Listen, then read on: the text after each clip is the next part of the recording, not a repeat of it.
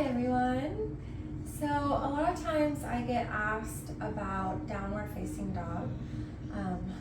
People tend to really focus on the shape of downward facing dog, of being in a sort of upside down V happening. And so I'll have people ask me, did I look like I was in a V pose, or did I look more kind of like a tabletop? And so I'm here to tell you that it doesn't really matter what you look like when you're doing the pose, as long as you're feeling the proper stretch happening and you are lengthening your spine.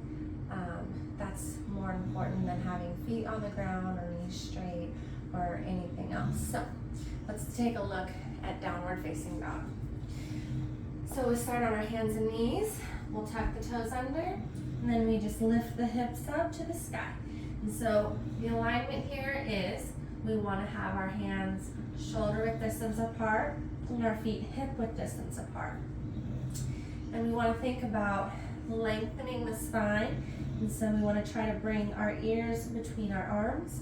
We want the arms to go straight along the line of the spine. And that's the most important part.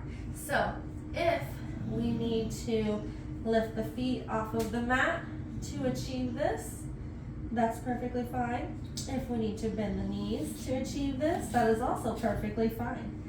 It just depends on where you're at in your flexibility to be able to achieve that. But the most important part is having that line going from the arm down the spine, that straight line. That's the most important part of downward facing dog. And the other important part is we don't have our shoulders squeezing together. We want to have them open. So we don't want to we don't want to have our hands turned like this, squeezing the shoulders together. We want to roll the shoulders open. There you have it. Hope that's helpful.